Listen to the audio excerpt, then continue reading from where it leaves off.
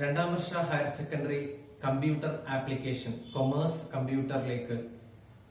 കമ്പ്യൂട്ടറിന്റെ ക്ലാസ്സിലേക്ക് എല്ലാ വിദ്യാർത്ഥികൾക്കും സ്വാഗതം. നമുക്കറിയാം, ഒന്നാം വർഷ ഹയർ സെക്കൻഡറി കമ്പ്യൂട്ടർ ആപ്ലിക്കേഷൻ പാഠഭാഗങ്ങളിൽ നമ്മൾ കമ്പ്യൂട്ടറിന്റെ അടിസ്ഥാന വിവരങ്ങളോടൊപ്പം തന്നെ അതിന്റെ രണ്ടാം ഘട്ടം അല്ലെങ്കിൽ പകുതി ഭാഗത്തിന് ശേഷം നമ്മൾ കമ്പ്യൂട്ടർ പ്രോഗ്രാമിംഗും മറ്റുമൊക്കെ ആയിട്ട് കുറച്ച് കാര്യങ്ങൾ മനസ്സിലാക്കി.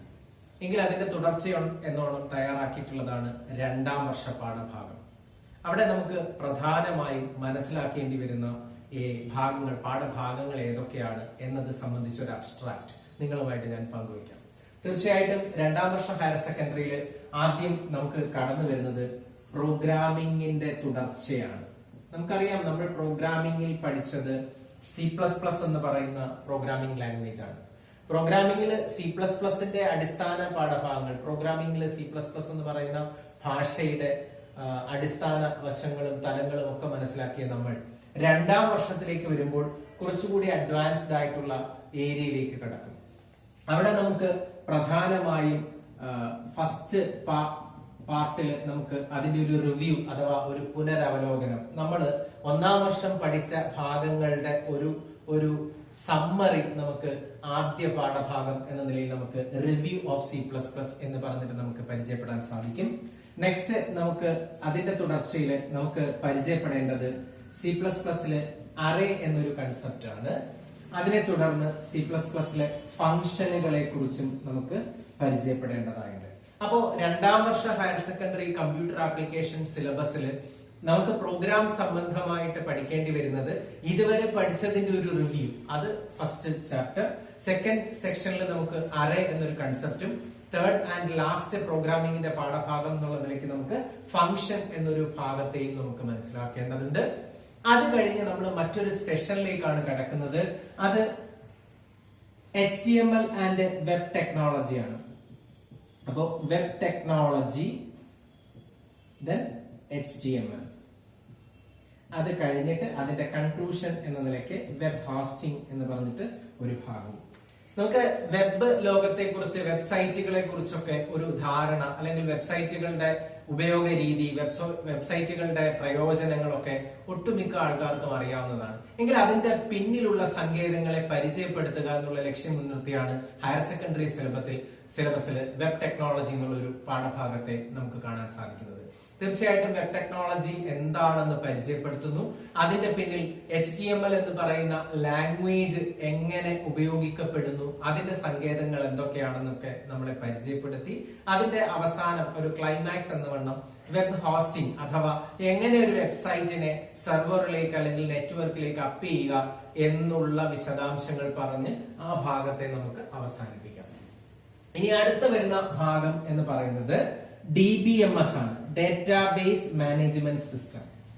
വെബ്സൈറ്റുകളുടെ നിർമ്മാണ സമയത്ത് അല്ലെങ്കിൽ വെബ്സൈറ്റുകളുമായി ബന്ധപ്പെട്ടുള്ള ഡേറ്റ കൈകാര്യം ചെയ്യുന്ന സമയത്ത് അതിന്റെ സ്റ്റോറേജുമായി ബന്ധപ്പെട്ടുള്ള തലങ്ങൾ വളരെ പ്രാധാന്യമുള്ളത് തന്നെയാണ്. അവിടെയാണ് നമുക്ക് ഡേറ്റാബേസ് എന്ന കൺസെപ്റ്റിനെ പരിചയപ്പെടുത്തേണ്ടി വരുന്നത്. അവിടെ അതുമായി ബന്ധപ്പെട്ടുള്ള ഭാഗങ്ങൾ ഇൻട്രൊഡ്യൂസ് ചെയ്യുന്ന ചാപ്റ്റർ DBMS. നെക്സ്റ്റ് അത് തയ്യാറാക്കുന്നതിന് വേണ്ടി ഉപയോഗിക്കുന്ന ക്വറി ലാംഗ്വേജ് എന്ന നിലയ്ക്ക് SQL-നെയും നിങ്ങൾക്ക് പരിചയപ്പെടാവുന്നതാണ്. ഓക്കെ ആണോ? Structured query language or SQL. Clear അല്ലേ? അതിനുശേഷം നമ്മളെ പരിചയപ്പെടുത്തുന്നത്, നമ്മൾ കൊമേഴ്സ് സ്റ്റുഡൻസ് എന്നുള്ള നിലയ്ക്ക് നമുക്ക് പരിചയപ്പെടേണ്ട വളരെ അത്യാവശ്യമായിട്ടുള്ള ഒരു പാഠഭാഗമാണ് ERP. നമ്മുടെ നിലവില് നമ്മുടെ ഒരു എന്റർപ്രൈസസുമായി ബന്ധപ്പെട്ട്, ഒരു സ്ഥാപനവുമായി ബന്ധപ്പെട്ടുള്ള കാര്യങ്ങളെ മാനേജ് ചെയ്യുന്നതിന് ഇന്ന് നമ്മളുടെ ഇൻഡസ്ട്രിയിൽ ലഭ്യമായിട്ടുള്ള ERP സൊല്യൂഷൻസ് അഥവാ പാക്കേജുകൾ ഏതൊക്കെയാണെന്നും അതുമായി ബന്ധപ്പെട്ടുള്ള പാക്കേജുകളുടെ ചെറിയ ഒരു ഷോർട്ട് ആയിട്ടുള്ള ഒരു ഇൻട്രൊഡക്ഷനും ഒക്കെ നമുക്ക് ഈ ചാപ്റ്ററിൽ കാണാൻ സാധിക്കും. ഓക്കെ ആണോ? ഏറ്റവും അവസാനത്തെ ചാപ്റ്ററിൽ നമുക്ക് trends and issues in ICT നമുക്ക് എല്ലാവർക്കും പരിചിതമായിട്ടുള്ള ഒരു പദമാണെന്ന് തോന്നുന്നു. Information and communication technology. അപ്പോൾ ICT രംഗത്തുള്ള പുത്തൻ ട്രെൻഡുകളെയും അവിടെ ഫേസ് ചെയ്യേണ്ടി വരുന്ന പ്രശ്നങ്ങളെയും പരിമിതികളെയും ഒക്കെ നമുക്ക് മുന്നിൽ ഒന്ന് ഇൻട്രൊഡ്യൂസ് ചെയ്യുന്ന ഭാഗമാണ് trends and issues in ICT. Okay, ഇതാണ് നമ്മുടെ രണ്ടാം വർഷ പാഠപുസ്തകത്തിന്റെ സമ്മറി. നമുക്ക് പഠിക്കേണ്ടി വരുന്ന, നമുക്ക് കടന്നു പോകേണ്ടി വരുന്ന പ്രധാനപ്പെട്ട വഴികളെ ഒക്കെ നമ്മൾ ഒന്ന് ബ്രീഫ് ചെയ്തിരിക്കുകയാണ്. സോ നമുക്ക് ആദ്യ പാഠഭാഗത്തേക്ക് നമുക്ക് കടക്കാമെന്ന് വിചാരിക്കുന്നു. Review of C++. ഓക്കെ, നമ്മൾ ഫസ്റ്റ് ചാപ്റ്ററിലേക്ക് പോവാണ്. ചാപ്റ്ററിന്റെ പേര് റിവ്യൂ ഓഫ് C++. ഉദ്ദേശിക്കുന്നത് മറ്റൊന്നുമല്ല, നമ്മളുടെ ഒന്നാം വർഷ പാഠഭാഗങ്ങളിൽ C++ എന്ന് പറയുന്ന പ്രോഗ്രാമിംഗ് ഭാഷയുമായി ബന്ധപ്പെടുത്തി നമ്മൾ മനസ്സിലാക്കിയതിന്റെ ഒക്കെ ഒരു സമ്മറിയാണ് ഈ ചാപ്റ്ററിൽ പ്രധാനമായും നമ്മൾ കാണുന്നത്. അപ്പൊ അതിൽ തന്നെ C++ എന്ന് പറഞ്ഞ പ്രോഗ്രാമിംഗ് ഭാഷയിൽ നമ്മൾ ആദ്യം പരിചയപ്പെട്ട ഒരു ടൈറ്റിൽ ആയിരുന്നു ക്യാരക്ടർ സെറ്റ്. മറ്റൊന്നുമല്ല, ആസ് എ പ്രോഗ്രാമിംഗ് ലാംഗ്വേജ് അതിനകത്ത് ഉപയോഗിക്കുന്ന അക്ഷരങ്ങളെയും ചിഹ്നങ്ങളെയും ഒക്കെ പരിചയപ്പെടുത്തുകയാണ് ക്യാരക്ടർ സെറ്റിൽ. നമ്മൾ കേട്ടിരുന്നതാണ് ക്യാരക്ടർ സെറ്റ്. അപ്പൊ നമ്മൾ ഏതൊരു ഭാഷ പഠിച്ചാലും ആ ഭാഷയ്ക്കൊക്കെ തനതായ അക്ഷരങ്ങളും ചിഹ്നങ്ങളും ഒക്കെ ഉണ്ടാവും. സോ ഒരു പ്രോഗ്രാമിംഗ് ഭാഷ എന്ന നിലയ്ക്ക് C++നും ഉണ്ട് അതിൻ്റെതായ അക്ഷരമാല. So C++ also have its own character set. Simply means the letters, alphabets and symbol as part of this language. Okay, so character set കഴിഞ്ഞിട്ട് നമ്മൾ പരിചയപ്പെട്ട അടുത്ത പ്രധാനപ്പെട്ട ഒരു ടേം ആയിരുന്നു ടോക്കൺസ്. ടോക്കണുകളെ നമ്മൾ കേട്ടത് ഇങ്ങനെയാണ്, പ്രോഗ്രാമിന്റെ ബിൽഡിംഗ് ബ്ലോക്കുകൾ എന്നാണ് ടോക്കണുകളെ വിശേഷിപ്പിച്ചത്. എന്താ ഉദ്ദേശിക്കുന്നതെന്ന് ചോദിച്ചാൽ, C++ ഭാഷയിൽ ഒരു പ്രോഗ്രാം നിർമ്മിക്കുന്നു അല്ലെങ്കിൽ ഒരു പ്രോഗ്രാം നമ്മൾ കൺസ്ട്രക്ട് ചെയ്യുന്നു എന്ന് പറയുമ്പോൾ ആ കൺസ്ട്രക്ഷന് വേണ്ടിയിട്ട് അല്ലെങ്കിൽ ആ നിർമ്മിതിക്ക് വേണ്ടിയിട്ട് നമ്മൾ ഉപയോഗിക്കുന്ന വാക്കുകളെ കോമൺ ആയി വിളിക്കുന്ന പേരാണ് ടോക്കൺസ്. സോ സിംപ്ലി നമ്മുടെ കയ്യിലേക്ക് ഒരു പ്രോഗ്രാം കിട്ടിക്കഴിഞ്ഞാൽ ആ പ്രോഗ്രാം നിറയെ എന്തായിരിക്കും എന്ന് പറയാം, ടോക്കണുകളായിരിക്കും എന്ന് പറയാം. നമ്മുടെ കയ്യിൽ ഒരു പാരഗ്രാഫ്, ഇംഗ്ലീഷ് പാരഗ്രാഫ് നമുക്ക് കിട്ടിക്കഴിഞ്ഞാൽ നമുക്ക് പറയാം that paragraph full of words, അല്ലെങ്കിൽ paragraph is made up of words. ഓരോ വാചകങ്ങളെയും നമ്മൾ സൃഷ്ടിക്കുന്നത് വാക്കുകൾ ഉപയോഗിച്ചാണ് എങ്കിൽ അതേ സെൻസിൽ നമുക്ക് പറയാം ഓരോ പ്രോഗ്രാമുകളും സൃഷ്ടിക്കപ്പെടുന്നത് ടോക്കണുകൾ ഉപയോഗിച്ചാണ്. അപ്പൊ ടോക്കൺസ് എന്താണെന്ന് എല്ലാവർക്കും ഓർമ്മ വന്ന് കാണണം. ഇനി നമ്മൾ അടുത്ത ജസ്റ്റ് പരിചയപ്പെടുത്തുന്നത് കീവേഡുകളെയാണ്. കീവേഡ്സ് എന്ന് പറയുമ്പോൾ they are simply predefined set of words in the library. Program ലൈബ്രറിയിൽ മുൻകൂട്ടി നിർവചിക്കപ്പെട്ടിരിക്കുന്ന വാക്കുകളുടെ കൂട്ടത്തെ, സോ ഓരോ അർത്ഥവും ആശയവും ഒക്കെ അവിടെ ഓൾറെഡി പകർന്നു നൽകിയിട്ടുണ്ട്. ആ പകർന്നു നൽകിയ ആശയത്തിൽ അധിഷ്ഠിതമായി, ആവശ്യത്തിൽ അധിഷ്ഠിതമായി പ്രോഗ്രാം റിലേറ്റഡ് ആയി ഉപയോഗിക്കാൻ കഴിയുന്ന വാക്കുകളുടെ കൂട്ടത്തെ നമുക്ക് വിളിക്കാം കീവേഡ്സ് എന്ന്. It's also one of the tokens in C++. C++ലെ ടോക്കണുകളിൽ ഒന്നാണ് ആര്, കീവേഡുകൾ എന്ന് പറയുന്നത്. ഓക്കെ, അപ്പൊ കീവേഡുകൾക്ക് ഉദാഹരണം എല്ലാവർക്കും ഈ സമയം ഓർമ്മ വരേണ്ടതുണ്ട്. ഇന്റ്, ക്യാർ, ഫ്ലോട്ട് തുടങ്ങിയ കീവേഡുകൾ ഡേറ്റ ടൈപ്പിനെ റെപ്രസെന്റ് ചെയ്ത് നമ്മൾ മനസ്സിലാക്കിയിട്ടുള്ളതാണ്. ബ്രേക്ക്, കണ്ടിന്യൂ, ഗോ ടു തുടങ്ങിയ ജമ്പ് സ്റ്റേറ്റ്മെന്റുകളെ നമ്മൾ ടോക്കണുകളുടെ കൂട്ടത്തിൽ നമ്മൾ പരിചയപ്പെട്ടതാണ്. ഇഫ്, സ്വിച്ച് തുടങ്ങിയ conditional statement, for, while, do while തുടങ്ങിയ ലൂപ്പ് സ്റ്റേറ്റ്മെന്റുകളൊക്കെ നമുക്ക് ഇനി പരിചയപ്പെടേണ്ടതുണ്ട്. അത് നമുക്ക് വിശദമായിട്ട് പരിചയപ്പെടാം. ഓക്കെ, നെക്സ്റ്റ് ഐഡന്റിഫയറുകളാണ്. പ്രോഗ്രാമിന്റെ ഭാഗമായി പ്രോഗ്രാമിലെ ഓരോ പ്രത്യേക വാല്യൂസിനെയും പ്രോഗ്രാമിൽ ഉപയോഗിക്കുന്ന പ്രവർത്തനങ്ങളെ അഥവാ ആക്ഷൻസിനെയും ഒക്കെ തിരിച്ചറിയുന്നതിലേക്കായിട്ട്, ഐഡന്റിഫൈ ചെയ്യുന്നതിലേക്കായിട്ട് പ്രോഗ്രാമർ തന്നെ നെയിം ചെയ്യുന്ന ഭാഗങ്ങളാണ് ഐഡന്റിഫയറുകൾ. അപ്പൊ കീവേഡുമായി കമ്പയർ ചെയ്യുമ്പോൾ ഐഡന്റിഫയറിലേക്ക് എത്തുമ്പോഴുള്ള ഏറ്റവും പ്രധാന പ്രത്യേകതയും അത് തന്നെയാണ്. Simply keywords are pre-defined or predetermined, but identifiers are user-defined or can be defined by the programmer itself. പ്രോഗ്രാമിന്റെ ഭാഗമായി ഒരു പ്രത്യേക മൂല്യത്തെ തിരിച്ചറിയാനോ ഒരു പ്രത്യേക പ്രവർത്തനത്തെ തിരിച്ചറിയാനോ ഒക്കെ വേണ്ടി പ്രോഗ്രാമർ തന്നെ നിർവചിക്കുന്ന പദങ്ങളെ നമുക്ക് വിളിക്കാവുന്ന പേരാണ് ഐഡന്റിഫയർ. ഇനി ഇതിനനുബന്ധമായി നമ്മൾ പരിചയപ്പെട്ട ഒരു നിയമ സംഹിതയുണ്ട്. അത് മറ്റൊന്നുമല്ല, the rule behind an identifier. While naming an identifier, നമ്മൾ ഉറപ്പുവരുത്തേണ്ട, നമ്മൾ പാലിക്കേണ്ടതായ ചില നിയമങ്ങൾ. മറ്റൊന്നുമല്ല, ഒരിക്കലും ഐഡന്റിഫയറുകൾ എന്ന് പറയുന്നത് കീവേഡുകളിൽ പെട്ടതാകാൻ പാടില്ല. അഥവാ കീവേഡ്സ് എന്ന് പറയുന്നത് റിസർവ്ഡ് സെറ്റ് ഓഫ് വേർഡ്സ് ആണ്. അതിനെ നമുക്ക് എന്ത് ചെയ്യാൻ സാധിക്കില്ല, മോഡിഫൈ ചെയ്യാൻ സാധിക്കില്ല. സോ ഒരു എക്സിസ്റ്റിംഗ് കീവേഡുകളെ നമുക്ക് എന്തായിട്ട് ഉപയോഗിക്കാൻ സാധിക്കില്ല, ഐഡന്റിഫയറുകളായിട്ട് ഉപയോഗിക്കാൻ സാധിക്കില്ല. ഇനി C++ ഒരു കേസ് സെൻസിറ്റീവ് ലാംഗ്വേജ് ആണ്. ആ നിലയ്ക്ക് identifier are also case sensitive. Identifiers are also case sensitive. What you mean by case sensitivity? Upper case, lower case, വലിയ അക്ഷരങ്ങളും ചെറിയ അക്ഷരങ്ങളും ഇവയെ രണ്ടിനെയും വെവ്വേറെ പരിഗണിക്കുന്നു. അപ്പൊ നമ്മൾ ഒരു ഐഡന്റിഫയർ എന്ന നിലയ്ക്ക് അഥവാ ഏതെങ്കിലും ഒരു പാർട്ടിനെ ഐഡന്റിഫൈ ചെയ്യാൻ എന്ന വണ്ണം ഒരു വാല്യൂ നമ്മൾ ഉപയോഗിച്ചു കഴിഞ്ഞാൽ ആ ഇൻട്രൊഡ്യൂസ് ചെയ്യുന്ന സമയത്ത് ആ വാല്യൂ ഏത് കേസിലാണോ, അഥവാ സ്മോൾ ലെറ്റർ ആണോ ക്യാപിറ്റൽ ലെറ്റർ ആണോ, അത് തന്നെ ആയിരിക്കണം തുടർന്ന് എല്ലാ ഇടങ്ങളിലും ആ ഒരു വാല്യൂ ഉപയോഗിക്കേണ്ടത്. അതർവൈസ് അത് എന്താകാം? എറർ ആകാം. അപ്പൊ ഐഡന്റിഫയേഴ്സ് എന്താണ്? കേസ് സെൻസിറ്റീവ് ആണ്. ഐഡന്റിഫയേഴ്സ് ഒരിക്കലും ആരാകാൻ പാടുള്ളതല്ല? കീവേഡുകളാകാൻ പാടുള്ളതല്ല. ഒരു ഐഡന്റിഫയറിന്റെ ഭാഗമായി ഒരിക്കലും സ്പെഷ്യൽ വാല്യൂസ് അഥവാ പങ്ക്ച്വേറ്റേഴ്സ് ഉപയോഗിക്കാൻ പാടില്ല. എന്താണ് സ്പെഷ്യൽ സിംബലുകൾ, കുത്ത്, കോമ സംഭവങ്ങളൊക്കെ ഉണ്ടല്ലോ, സ്പെഷ്യൽ ക്യാരക്ടേഴ്സ് ഉപയോഗിക്കാൻ പാടുള്ളതല്ല. അതിനകത്തൊരു എക്സെപ്ഷൻ കേസും നമ്മൾ പറയുന്നുണ്ട്, അണ്ടർസ്കോർ. ബേസിക്കലി അണ്ടർസ്കോർ എന്ന് പറയുന്നത് നമ്മൾ സ്പെഷ്യൽ ക്യാരക്ടറുകളാണെങ്കിൽ പോലും അതൊരു എക്സെപ്ഷൻ ആണ്. Underscores can be used along with this identifiers. Identifier നെയിമിന്റെ ഭാഗമായിട്ട് നമുക്ക് ആരെ ഉപയോഗിക്കാൻ സാധിക്കും? അണ്ടർസ്കോറിനെ ഉപയോഗിക്കാൻ സാധിക്കും. ഓക്കെ, ഇനി ഐഡന്റിഫയറിന്റെ പേരിനകത്ത് ഒരിക്കലും അക്കങ്ങൾ ഉണ്ടാകാൻ പാടുള്ളതല്ല. സോറി, ഐഡന്റിഫയറിന്റെ പേര് തുടങ്ങുന്നത് ഒരിക്കലും എന്തിലാകാൻ പാടില്ല? അക്കങ്ങളിലാകാൻ പാടില്ല. So an identifier name may consist of digit but may not start with a digit. ഒരു ഐഡന്റിഫയറിന്റെ പേരിൽ എന്താകാം? അക്കങ്ങൾ കടന്നു വരാം, കുഴപ്പമില്ല. പക്ഷേ ആ പേര് ഒരിക്കലും തുടങ്ങുന്നത് എന്തിലാകാൻ പാടുള്ളതല്ല? അക്കങ്ങളിലാകാൻ പാടുള്ളതല്ല. അപ്പൊ ഈ പറഞ്ഞ നിയമങ്ങളെ നമ്മൾ ഈ സമയത്ത് ഒന്നുകൂടെ ഓർമ്മയിലേക്ക് കൊണ്ടുവരേണ്ടതുണ്ട്. അപ്പൊ എന്താണ് ഐഡന്റിഫയർ എന്ന് പറഞ്ഞു? ഒരു ഐഡന്റിഫയറിന് പേര് നൽകുമ്പോൾ ശ്രദ്ധിക്കേണ്ട നിയമങ്ങൾ എന്തൊക്കെയാണെന്ന് ഒന്നുകൂടെ നമ്മളിവിടെ ചർച്ച ചെയ്തു. എല്ലാവർക്കും ഓർമ്മയുണ്ടാവും. അഥവാ അതിൽ സംശയമുള്ളവർ എന്ത് ചെയ്യണം? ദയവ് ചെയ്ത് 1ാം വർഷ പാഠഭാഗം ഒന്നുകൂടെ ഒന്ന് വിലയിരുത്തുക, അല്ലെങ്കിൽ ഒന്നുകൂടെ ഒന്ന് റെഫർ ചെയ്യുക. നിങ്ങൾക്ക് തീർച്ചയായിട്ടും ഓർമ്മ വരും. Okay, and next literals. അപ്പോ കീവേഡുകൾ എന്താണെന്ന് പരിചയപ്പെട്ടപ്പോൾ ഞാൻ പറഞ്ഞു കീവേഡ് ടോക്കണിന്റെ ഭാഗമാണെന്ന്. അതിനുശേഷം നമ്മൾ പരിചയപ്പെട്ട ഐഡന്റിഫയറുകളും എന്തിന്റെ ഭാഗം തന്നെയാണ്? ടോക്കണിന്റെ ഭാഗം തന്നെയാണ്. എങ്കിൽ നമ്മൾ അടുത്ത പരിചയപ്പെടുന്ന ലിറ്ററുകൾ, അതർവൈസ് നോൺ ആസ് കോൺസ്റ്റന്റ്സ്, ഇതും എന്തിന്റെ ഭാഗം തന്നെയാണ്? നമ്മുടെ ടോക്കണുകളുടെ ഭാഗം തന്നെയാണ്.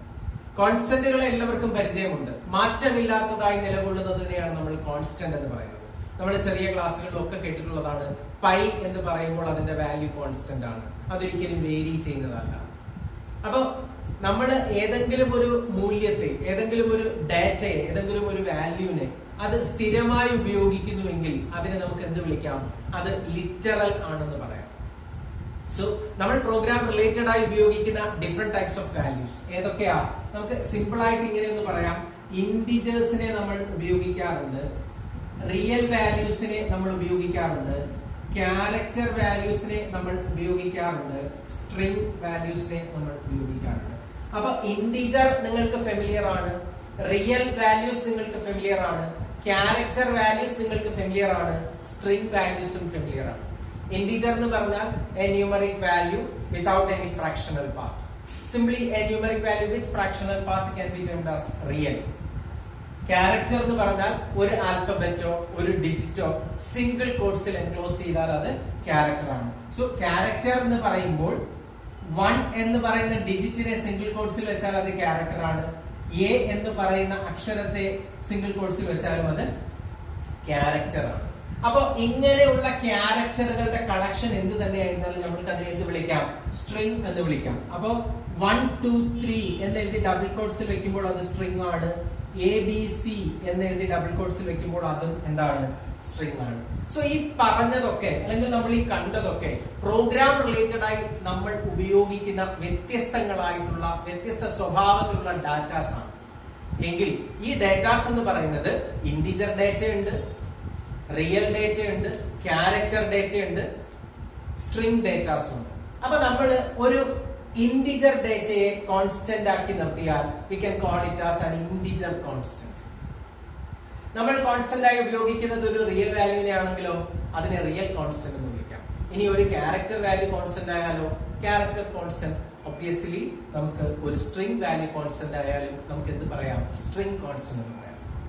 സോ പ്രോഗ്രാമിന്റെ ഭാഗമായി നമ്മൾ ഉപയോഗിക്കുന്ന കോൺസ്റ്റന്റ് വാല്യൂസിനെ റെഫർ ചെയ്യുന്നതിന് വേണ്ടി നമ്മൾ ഉപയോഗിക്കുന്ന ടേം ആണ് ലിറ്ററൽസ്. ഏതൊക്കെ തരത്തിലുള്ള ലിറ്ററലുകൾ ഉണ്ടെന്ന് ചോദിച്ചാൽ നമുക്ക് ഇങ്ങനെ കൺക്ലൂഡ് ചെയ്യാം. Integer literals or integer constant ഉണ്ട്, റിയൽ കോൺസ്റ്റന്റ് ഉണ്ട്, ക്യാരക്ടർ കോൺസ്റ്റന്റ് ഉണ്ട്, സ്ട്രിംഗ് കോൺസ്റ്റന്റ്. ക്ലിയർ ആയി കാണും, അഥവാ ഒന്നുകൂടെ പറഞ്ഞപ്പോൾ അത് ഓർമ്മ വന്ന് കാണുമെന്ന് വിശ്വസിക്കുന്നു. അടുത്ത ടൈറ്റിൽ ഓപ്പറേറ്റേഴ്സ് ആണ്. എന്താണ് ഓപ്പറേറ്ററുകൾ? They are basically symbols. ഓപ്പറേറ്ററുകൾ എന്ന് പറഞ്ഞാൽ നമുക്കറിയാം അതെന്താണ്, സിംബലുകളാണ്. And can be used to perform a variety of operations. അതിനെ എന്തിനു വേണ്ടി ഉപയോഗിക്കാം? വ്യത്യസ്ത തരത്തിലുള്ള കാൽക്കുലേഷൻസിനെ, ഓപ്പറേഷൻസിനെ റെപ്രസെന്റ് ചെയ്യുന്നതാണ് ഈ ചിഹ്നങ്ങൾ. എങ്കിൽ C++ന്റെ ഭാഗമായും നമുക്ക് ആരെ പരിചയപ്പെടേണ്ടതുണ്ട്? ഓപ്പറേറ്ററുകളെ പരിചയപ്പെടേണ്ടതുണ്ട്. നമ്മൾ പരിചയപ്പെട്ടിട്ടുണ്ട്. ഏതൊക്കെ ഓപ്പറേറ്റേഴ്സ് ആണെന്ന് ഓർത്തു നോക്കിയേ. അരിത്മെറ്റിക് ഓപ്പറേറ്റർ ഉണ്ട്, റിലേഷണൽ ഓപ്പറേറ്റർ ഉണ്ട്, ലോജിക്കൽ ഓപ്പറേറ്റർ ഉണ്ട്, ഇൻക്രിമെന്റ് ഡിക്രിമെന്റ് ഓപ്പറേറ്റർ ഉണ്ട്, അസൈൻമെന്റ് ഓപ്പറേറ്റർ ഉണ്ട്, കണ്ടീഷണൽ ഓപ്പറേറ്റർ ഉണ്ട്, സൈസ് ഓഫ് ഓപ്പറേറ്റർ ഉണ്ട്, ബിറ്റ് വൈസ് ഓപ്പറേറ്റർ ഉണ്ട്. സോ ഈ പറഞ്ഞതൊക്കെ വ്യത്യസ്ത തരത്തിലുള്ള ഓപ്പറേഷൻസിനെ, കാൽക്കുലേഷൻസിനെ പെർഫോം ചെയ്യാൻ വേണ്ടി ഉപയോഗിക്കുന്നവയാണ്. അരിത്മെറ്റിക് ഓപ്പറേറ്റർ എന്ന് പറഞ്ഞാൽ നമുക്ക് ഇങ്ങനെ കൺക്ലൂഡ് ചെയ്യാം, can be used to perform basic arithmetic operation. അടിസ്ഥാന ഗണിത ക്രിയകളെ നിർവഹിക്കുന്നതിന് വേണ്ടിയിട്ട് ഉപയോഗിക്കുന്ന ഓപ്പറേറ്ററുകൾ നമുക്ക് അവയെ എന്ത് വിളിക്കാം? അരിത്മെറ്റിക് ഓപ്പറേറ്റേഴ്സ് എന്ന് വിളിക്കാം. Then relational operators can be used to perform comparison. താരതമ്യം നടത്താൻ വേണ്ടി, മൂല്യങ്ങളെ താരതമ്യം ചെയ്യാൻ വേണ്ടി ഉപയോഗിക്കുന്ന ചിഹ്നങ്ങളെ നമുക്ക് എന്ത് കാറ്റഗറിയിൽ വെക്കാം? റിലേഷണൽ ഓപ്പറേറ്റേഴ്സ് എന്ന് വിളിക്കാം. നമുക്കറിയാം less than or equal to, greater than or equal to and not equal to. അതിൽ തന്നെ C++ലേക്ക് വരുമ്പോൾ നമുക്ക് ശ്രദ്ധിക്കേണ്ടതായിട്ടുള്ള ചില കാര്യങ്ങളെ ഇവിടെ ഞാൻ ഒന്നുകൂടെ ഓർമ്മപ്പെടുത്താം. ലെസ് ദാൻ സിമ്പിൾ ഇങ്ങനെ, less than or equal to ഇങ്ങനെ. മാത്തമാറ്റിക്കലി നമ്മൾ ഇങ്ങനെയല്ല പരിചയപ്പെട്ടിരിക്കുന്നത്. ലെസ് ദാൻ സിമ്പിൾ, അതിന്റെ അടിയിൽ ഒരു സൈൻ വെക്കുമ്പോൾ അത് less than or equal to ആവും. പക്ഷെ ഒരിക്കലും പ്രോഗ്രാമിൽ നമുക്ക് അത് അങ്ങനെ റെപ്രസെന്റ് ചെയ്യാൻ സാധിക്കില്ല. So greater than or equal to എന്ന് പറയുമ്പോൾ definitely you have to give two equal sign. രണ്ട് സമചിഹ്നങ്ങൾ വെച്ചാൽ മാത്രമേ അത് തുല്യതയെ സൂചിപ്പിക്കുകയുള്ളൂ. സെയിം നമുക്ക് ഇങ്ങനെയും കൂടെ മനസ്സിലാക്കാം. നോട്ട് ഈക്വൽ ടു പറയുമ്പോൾ, ഒന്ന് മറ്റൊന്നിന് തുല്യമല്ല എന്ന് പറയുമ്പോൾ മാത്തമാറ്റിക്സിൽ നമ്മൾ കണ്ടത് ഇങ്ങനെയാണെങ്കിൽ ഒരിക്കലും ഇത് എവിടെ അലൗഡ് അല്ല? പ്രോഗ്രാമിംഗിൽ അലൗഡ് അല്ല. സോ നമുക്ക് വ്യത്യാസങ്ങളെയാണ് പ്രധാനമായി ഓർത്തു വെക്കേണ്ടത്. അതല്ലെങ്കിൽ നമുക്ക് ചിലപ്പോൾ ചില തെറ്റുകളൊക്കെ പറ്റിയേക്കാം. അപ്പൊ ഒന്ന് മറ്റൊന്നിന് തുല്യമാണ്, ഒന്ന് മറ്റൊന്നിനേക്കാൾ ചെറുതാണ്, വലുതാണ് എന്നൊക്കെ സൂചിപ്പിക്കുന്നത് താരതമ്യങ്ങളാണ്. ഇത്തരം താരതമ്യങ്ങളെ സൂചിപ്പിക്കുന്ന ഓപ്പറേറ്ററുകളെ നമുക്ക് ഏത് കാറ്റഗറിയിൽ വെക്കാം? റിലേഷണൽ ഓപ്പറേറ്റർ എന്നുള്ള കാറ്റഗറിയിൽ വെക്കാം. അപ്പൊ ഈ ഓപ്പറേറ്ററുകൾക്ക് താരതമ്യം ചെയ്യാനുള്ള കഴിവുണ്ട്, അല്ലെങ്കിൽ താരതമ്യ പഠനത്തിന്, താരതമ്യത്തിന് വേണ്ടിയിട്ടാണ് നമ്മൾ ഇവയെ ഉപയോഗിക്കുന്നത്. അപ്പൊ അതൊരു കാറ്റഗറി. അപ്പം അരിത്മെറ്റിക് ഓപ്പറേറ്റർ ഒരു കാറ്റഗറിയാണ്, റിലേഷണൽ ഓപ്പറേറ്റർ ഒരു കാറ്റഗറിയാണ്, ലോജിക്കൽ ഓപ്പറേറ്റർ നമ്മൾ റിലേഷണൽ ഓപ്പറേറ്ററുകളുമായി താരതമ്യം ചെയ്യുമ്പോൾ ലോജിക്കൽ ഓപ്പറേറ്ററിൽ ഒരു റിസംബ്ലൻസ് പറഞ്ഞു വെക്കാൻ കഴിയുന്നത് these operators can also be used to perform comparison. Logical ഓപ്പറേറ്റേഴ്സിനെ നമുക്ക് എന്തിനു വേണ്ടി ഉപയോഗിക്കാം? കമ്പാരിസൺ നടത്താൻ. പക്ഷെ വ്യത്യാസം എന്താണെന്ന് ചോദിച്ചാൽ റിലേഷണൽ ഓപ്പറേറ്റർ രണ്ട് ഇൻഡിവിജ്വൽ വാല്യൂവിനെ കമ്പയർ ചെയ്യുമ്പോൾ ലോജിക്കൽ ഓപ്പറേറ്റർ ഒന്നോ അതിലധികമോ റിലേഷണൽ എക്സ്പ്രഷനുകളെ താരതമ്യം ചെയ്യുന്നതിന് വേണ്ടിയാണ് ഉപയോഗിക്കുന്നത്. ഒന്ന് നോക്കിയിട്ട് വരാം നമുക്ക്. പ്രധാനപ്പെട്ട ലോജിക്കൽ ഓപ്പറേറ്റേഴ്സ് ഇതാണ്: logical and, logical or and logical not. അപ്പൊ ആൻഡ്, ഓർ, നോട്ട് ഇവരൊക്കെ ആരാ? ലോജിക്കൽ ഓപ്പറേറ്റേഴ്സ് ആണ്. അപ്പൊ ലോജിക്കൽ ഓപ്പറേറ്റേഴ്സ് ആയിട്ട് നമുക്ക് പരിചയപ്പെടേണ്ടത് മൂന്ന് ഓപ്പറേറ്ററുകളെയാണ്. ലോജിക്കൽ ആൻഡ് ഉണ്ട്, ലോജിക്കൽ ഓർ ഉണ്ട്, ലോജിക്കൽ നോട്ട് ഉണ്ട്. എന്താണ് ഇവരുടെ പ്രത്യേകത? ഇവര് റിലേഷണലുമായി താരതമ്യം ചെയ്യുമ്പോൾ ഇവർക്കുള്ള ഒരു സമാനത ഈ പറഞ്ഞ ഓപ്പറേറ്ററുകളെയും നമ്മൾ ഉപയോഗിക്കുന്നത് കമ്പാരിസണിന് വേണ്ടിയിട്ടാണ്.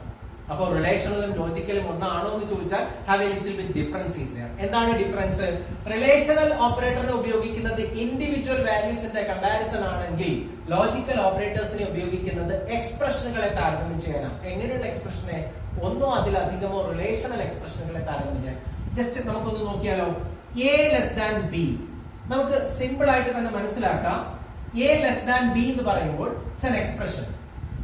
എന്ത് ടൈപ്പ് ഓഫ് എക്സ്പ്രഷൻ ആണ് നമ്മൾ ഐഡന്റിഫൈ ചെയ്യുന്നത്? എങ്ങനെയാണ്? Which type of operator is used there? ഏത് തരത്തിലുള്ള ഓപ്പറേറ്ററിനെയാണ് ഇവിടെ ഉപയോഗിച്ചിരിക്കുന്നത്? തീർച്ചയായിട്ടും ഇവിടെ ഉപയോഗിച്ചിരിക്കുന്ന ഓപ്പറേറ്റർ ഏതാണ്? അതൊരു റിലേഷണൽ ഓപ്പറേറ്റർ ആണ്. സോ ലെസ് ദാൻ എന്ന് പറയുന്ന റിലേഷണൽ ഓപ്പറേറ്റർ ഉപയോഗിച്ച് എ ബി എന്നിങ്ങനെ രണ്ട് വാല്യൂസിനെ താരതമ്യം ചെയ്യുന്നുണ്ട്. അങ്ങനെയെങ്കിൽ ഈ എക്സ്പ്രഷനെ നിങ്ങൾക്ക് എന്ത് വിളിക്കാം? Sir, it's A relational expression. ഇത് ഒരു റിലേഷണൽ എക്സ്പ്രഷൻ ആണ്. അങ്ങനെയെങ്കിൽ എ ലെസ് ദാൻ സി എന്ന് പറഞ്ഞാലോ it's also another relational expression. അപ്പൊ എ ലെസ് ദാൻ ബി എന്ന് പറയുന്നത് ഒരു റിലേഷണൽ എക്സ്പ്രഷൻ ആണ്. There you can see an operator named less than. Again, a less than c എന്ന് പറയുന്നത് it's also another relational expression. There also you can see the same operator less than. എങ്കിൽ you can perform comparison in between these two expressions. നിങ്ങൾക്ക് ഈ രണ്ട് എക്സ്പ്രഷനുകളെ തമ്മിൽ എന്ത് ചെയ്യാം? Compare ചെയ്യാം by using any one of the logical operator. Any one എന്ന് പറയാൻ പറ്റില്ല. You can use either and or. ഒരിക്കലും ഏതിനെ ഉപയോഗിക്കില്ല? നോട്ടിനെ ഉപയോഗിക്കില്ല. അത് ഓർമ്മയുണ്ടാവും. കാരണം a less than b, a less than c രണ്ട് റിലേഷണൽ എക്സ്പ്രഷൻ ആണെങ്കിൽ in between these two expressions you can place either and or. നിങ്ങൾക്ക് ഒന്നുകിൽ and ഉപയോഗിച്ച് കമ്പയർ ചെയ്യാം, അല്ലെങ്കിൽ or ഉപയോഗിച്ച് കമ്പയർ ചെയ്യാം. എന്താണ് വ്യത്യാസം എന്ന് ചോദിച്ചാൽ നോട്ട് എന്ന് പറയുന്നത് രണ്ട് എക്സ്പ്രഷനുകളെ താരതമ്യം ചെയ്യാൻ ഉപയോഗിക്കുന്നതല്ല. അപ്പൊ അതിന്റെ ഒരു കാറ്റഗറി, അതിന്റെ ഒരു എക്സ്പ്ലനേഷനിലേക്ക് നമുക്ക് പോകാം. നമ്മളൊരു എക്സ്പ്രഷനില് ഓപ്പറേറ്ററുകൾ എത്ര നമ്പർ ഓഫ് ഓപ്പറാൻസിന് മീതെയാണ് ഓപ്പറേറ്റ് ചെയ്യുന്നത്? അപ്പൊ സിമ്പിൾ ആയിട്ട് പറഞ്ഞാൽ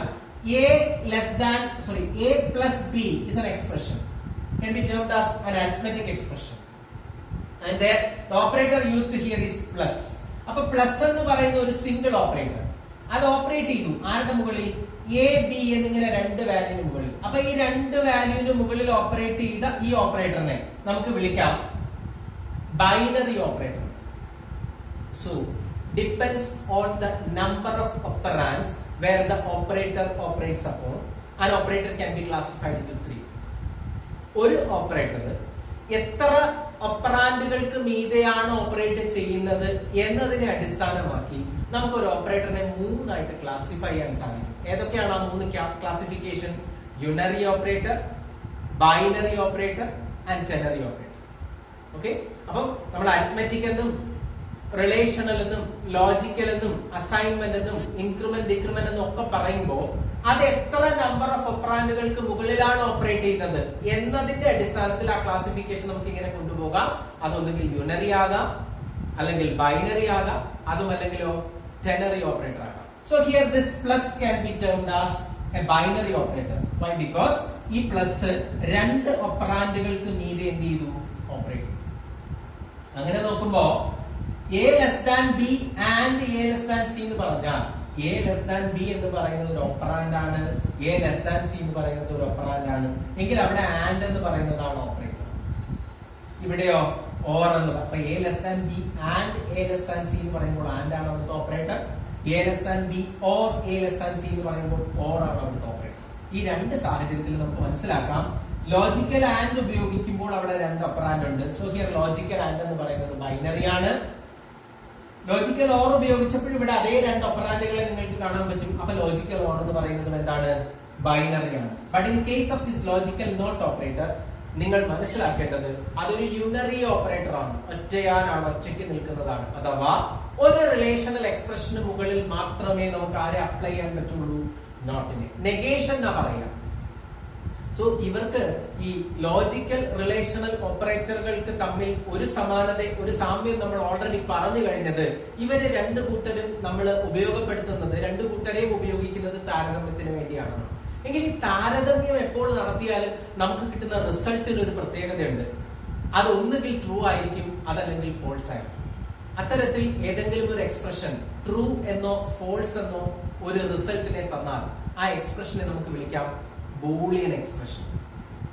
ഏതെങ്കിലും ഒരു എക്സ്പ്രഷൻ അതിന്റെ റിസൾട്ട് എന്ന വണ്ണം നമുക്ക് തിരികെ തരുന്നത് ട്രൂ ഫോൾസ് വാല്യൂസിനെ ആണെങ്കിൽ ആ എക്സ്പ്രഷൻ നമുക്ക് എന്ത് വിളിക്കാം? ബൂളിയൻ എക്സ്പ്രഷൻ വിളിക്കാം. അങ്ങനെയെങ്കിൽ നമുക്ക് ഇങ്ങനെ കൺക്ലൂഡ് ചെയ്യാം, എല്ലാ റിലേഷണൽ എക്സ്പ്രഷനുകളും എല്ലാ ലോജിക്കൽ എക്സ്പ്രഷനുകളും ആരാണ്? ബൂളിയൻ ആണ്. Why? Because they always return a value either true or false. അത് എപ്പോഴും നമുക്ക് നൽകുന്ന വാല്യൂ എന്ന് പറയുന്നത് എന്തായിരിക്കും? അത് ഒന്നുകിൽ ട്രൂ ആയിരിക്കും, അതല്ലെങ്കിൽ ഫോൾസ് ആയിരിക്കും. അപ്പൊ നോട്ട് അപ്ലൈ ചെയ്താലും ആൻഡ് അപ്ലൈ ചെയ്താലും ഓർ അപ്ലൈ ചെയ്താലും റിസൾട്ട് ട്രൂ ഓർ ഫോൾസ് തന്നെയാണ്. വ്യത്യാസമുണ്ട്. ആൻഡും ഓറും അപ്ലൈ ചെയ്യുമ്പോൾ two operands are there always. എന്നാൽ നോട്ട് അപ്ലൈ ചെയ്യുമ്പോൾ അവിടെ ആര് മാത്രമേ ഉണ്ടാവുള്ളൂ? ഒരു ഓപ്പറാൻഡ് മാത്രമേ ഉണ്ടാവുള്ളൂ. So A less than B and A less than C എന്ന് പറയുമ്പോൾ മേ ബി ഇത് true or false. A less than B or A less than C എന്ന് പറഞ്ഞാലും അത് ട്രൂ ഓർ ഫോൾസ് ആയിരിക്കും. അങ്ങനെയെങ്കിൽ not A less than B, അതെന്തുവാ? A less than B എന്ന് മാത്രം പറഞ്ഞിട്ട് അതിന്റെ പുറത്ത് നോട്ട് സൈൻ ഇട്ടാൽ എ ലെസ് ദാൻ ബി എന്ന് പറയുന്ന എക്സ്പ്രഷൻ അതിന്റെ റിസൾട്ടും ട്രൂ ഓർ ഫോൾസ് ആയിരിക്കുമല്ലോ. അപ്പൊ ട്രൂ ആണ് ഇത് എങ്കിൽ when you apply this not operator on this expression it will become false. അപ്പൊ a less than b എന്ന് പറയുന്ന എക്സ്പ്രഷന്റെ യഥാർത്ഥ റിസൾട്ട് ട്രൂ ആണെന്നിരിക്കട്ടെ. what happens while applying this not operator on that expression? the final result will be false. negation ആണ്. a less than b എന്ന് പറയുന്ന actually true return ആയിട്ടുള്ള ഒരു എക്സ്പ്രഷന് മുകളിൽ ലോജിക്കൽ നോട്ട് അപ്ലൈ ചെയ്തപ്പോൾ റിസൾട്ട് എന്തായി മാറി? ഫോൾസ് ആയി മാറി. അപ്പോ a less than b actually false ആയിരുന്നെങ്കിൽ നിങ്ങൾ നോട്ട് അപ്ലൈ ചെയ്യുമ്പോൾ അത് എന്തായി മാറും? ട്രൂ ആയി മാറും.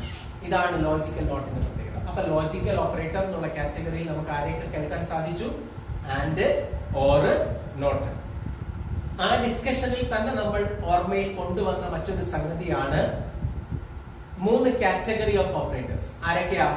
Unary, binary, ternary. അപ്പൊ ഈ അരിത്മെറ്റിക് പ്ലസിനും മൈനസിനും ഒരു പ്രത്യേകത നമുക്ക് പറയാൻ സാധിക്കും. അത് ഒരേ സമയം യുണറി ഓപ്പറേറ്റർ എന്ന നിലയ്ക്കും ബൈനറി ഓപ്പറേറ്റർ എന്ന നിലയ്ക്കും ഉപയോഗിക്കുന്നുണ്ട്. അതെവിടെയാ? എ പ്ലസ് ബി എന്ന് പറഞ്ഞപ്പോൾ പ്ലസ് യുണറി ആണെങ്കിൽ പ്ലസ് 10 എന്ന് പറഞ്ഞാൽ 10 എന്ന് പറയുന്ന ഒരു സിംഗിൾ വാല്യൂ അതിന് ഫ്രണ്ടിൽ പോസിറ്റീവ് സൈൻ ആയിട്ടാണ് വന്നത്, പ്ലസ്. അപ്പൊ ആ പ്ലസ് പോസിറ്റീവ് നെഗറ്റീവ് പറയുമ്പോൾ ആ പ്ലസ് മൈനസും എന്താണ്? യുണറി പ്ലസും യുണറി മൈനസും ആണ്. ഓക്കെ അല്ലേ? അപ്പൊ ഓപ്പറേറ്ററിന്റെ കാറ്റഗറിയിൽ 3 ഓപ്പറേറ്ററുകളെ നമ്മൾ പരിചയപ്പെട്ടു. എല്ലാം കൂടെ ഇപ്പോൾ ഇവിടെ നമ്മൾ ഇത്രയും ഡീറ്റെയിൽ ചെയ്തെങ്കിലും ഈ പറഞ്ഞതൊക്കെ നമ്മൾ 1ാം വർഷം കേട്ട് കഴിഞ്ഞതാണ്. അപ്പൊ അടുത്തൊരു പ്രധാനപ്പെട്ട ടൈപ്പ് ഓഫ് ഓപ്പറേറ്റർ ആണ് അസൈൻമെന്റ് ഓപ്പറേറ്റർ. നമ്മൾ ഓൾറെഡി കണ്ടു arithmetic operator, relational operator, logical operator. Next ഒരു ഓപ്പറേറ്റർ എന്ന നിലയ്ക്ക് നമുക്ക് പരിചയപ്പെടാവുന്ന വളരെ പ്രധാനപ്പെട്ട ഒരു ഓപ്പറേറ്റർ ആണ് അസൈൻമെന്റ്. എന്താണ് അസൈൻമെന്റ്?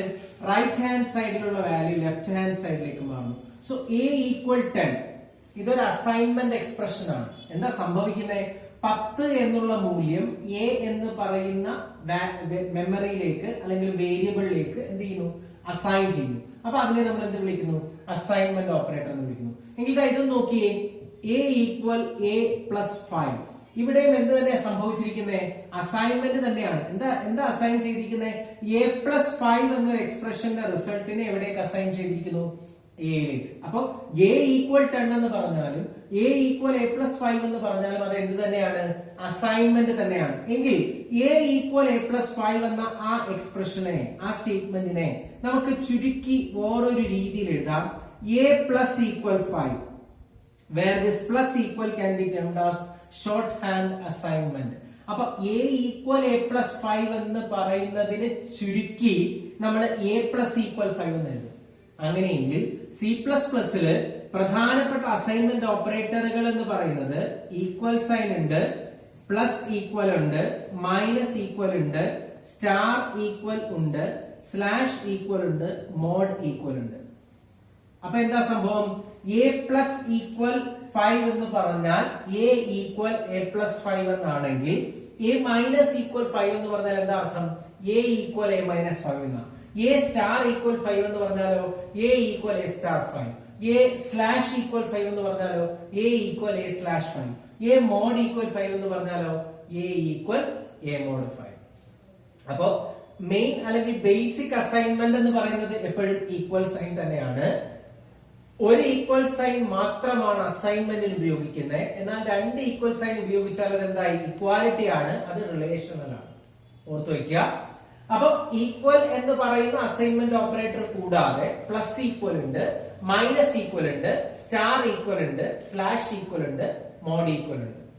ഓക്കെ. ഇനി മോഡുലസിനെ നമ്മൾ അരിത്മെറ്റിക് ഓപ്പറേറ്ററിലാണ് കാണുന്നത്. അരിത്മെറ്റിക് ഓപ്പറേറ്റർ എന്ന് പറയുമ്പോൾ മൊത്തം 5 ഓപ്പറേറ്റർ ഉണ്ട്. ബേസിക് അരിത്മെറ്റിക് ഓപ്പറേഷൻ 4 എണ്ണമാണ്. Plus, minus, star, slash. അത് കൂടാണ്ട് ഒരു ഓപ്പറേറ്റർ കൂടെ C++ നമ്മൾ പരിചയപ്പെടേണ്ടതുണ്ട്. അതാണ് മോഡുലസ്. ശതമാന ചിഹ്നമാണ് ഉപയോഗിക്കുന്നത്. അപ്പൊ ആ മോഡുലസ് എന്താണ്, എന്തിനാണെന്ന് ചോദിച്ചാൽ an operator can be used to extract the remainder while performing division. ഹരിക്കുന്ന സമയത്തുള്ള ശിഷ്ടത്തെ വേർതിരിച്ചെടുക്കുന്നതിന് വേണ്ടി ഉപയോഗിക്കുന്ന ഓപ്പറേറ്റർ ആണ് ഇത് മോഡുലസ് ഓപ്പറേറ്റർ അഥവാ ശതമാന ചിഹ്നം. ഓക്കെ, അപ്പോ plus, minus, star, slash, mod 5 arithmetic operator. അതിൽ അസൈൻമെന്റിലേക്ക് വരുമ്പോൾ ഇതേ 5 ഓപ്പറേറ്ററുകളെ നമ്മൾ ഷോർട്ട് ഹാൻഡ് അസൈൻമെന്റിൽ ഉപയോഗിക്കാറുണ്ട്. അതെങ്ങനെയാ? Plus equal, minus equal, star equal, slash equal and mod equal. Okay, അപ്പൊ പ്രധാനപ്പെട്ട ഓപ്പറേറ്ററുകളെ എല്ലാം പറഞ്ഞു എന്നാണ് വിശ്വസിക്കുന്നത്. ഇനി പ്രധാനപ്പെട്ട 1-2 ഓപ്പറേറ്ററുകളെയും കൂടെ നമുക്ക് പരിചയപ്പെടേണ്ടതുണ്ട്. Increment, decrement, conditional operator, size of operator. അത് മറ്റൊരു സെഷനിൽ നമുക്ക് പരിചയപ്പെടാം. അപ്പോ റിവ്യൂ ഓഫ് C++ എന്ന് പറഞ്ഞിട്ട് കമ്പ്യൂട്ടർ ആപ്ലിക്കേഷന്റെ 2ാം വർഷത്തെ ഫസ്റ്റ് ചാപ്റ്റർ ആണ് നമ്മൾ ഇന്നിവിടെ തുടങ്ങിയത്. അവിടെ റിവ്യൂ എന്ന് പറയുമ്പോൾ പുനരവലോകനമാണ്. നമ്മൾ ഓൾറെഡി കണ്ടു കഴിഞ്ഞതായിട്ടുള്ള പ്രധാനപ്പെട്ട പ്രോഗ്രാമിംഗിന്റെ ഭാഗങ്ങളെ ഒന്നുകൂടെ ഒന്ന് അനലൈസ് ചെയ്യുന്ന സെഷനാണിത്. അവിടെ നമ്മൾ ഇന്ന് ഓപ്പറേറ്റർ വരെ എത്തി. ഓപ്പറേറ്ററിലെ പ്രധാനപ്പെട്ട ഓപ്പറേറ്ററുകളായിട്ടുള്ള arithmetic operator, relational operator, logical operator, assignment operator, ഇത്രയാണ് നമ്മൾ ഇന്ന് ഡിസ്കസ് ചെയ്തത്. ബാക്കി അടുത്ത മറ്റൊരു സെഷൻ നമുക്ക് കാണാം. അതുവരെ നന്ദി, താങ്ക് യു.